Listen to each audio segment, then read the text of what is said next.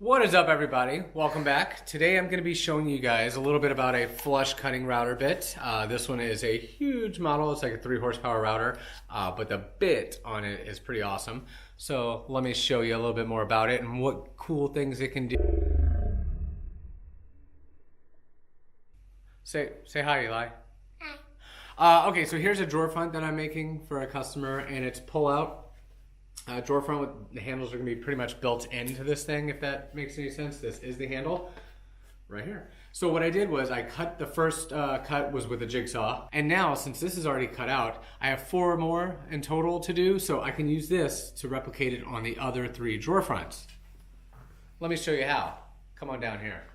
Okay, so here is the drawer front that I had already done and made and everything, and it's ready to go. So now for my next drawer front, all I have to do, if I'm going to use a flush cutting router bit, is set it right on top, nice and evenly, get it nice and square on there, and then I'm going to clamp it, and then I'm going to use my router, and it's going to go to town on it. Let me show you. You silly goose.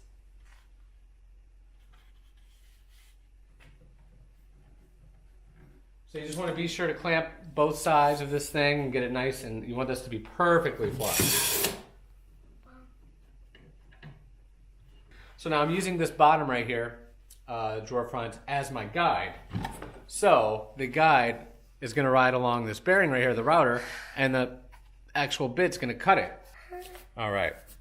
So as you can see, the bearing is going to sit right there and ride along the bottom piece of wood all the way along. So it's going to cut as it's going, but the bearing part will not cut. So it's going to use that as a groove. So let me show you how easy it is. On.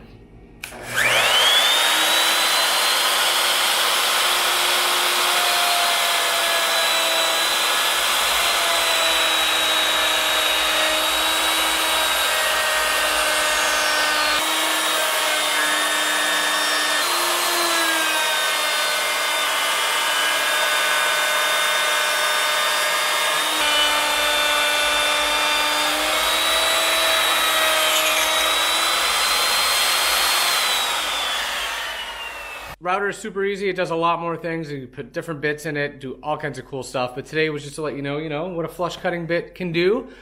Super easy, especially if you're using MDF like I was using here, but you can use it for all materials. Works the same exact way. Link of what bit I was using and the router and type I'm using is all down below. So let me know if you have any questions. If not, we'll see you next time.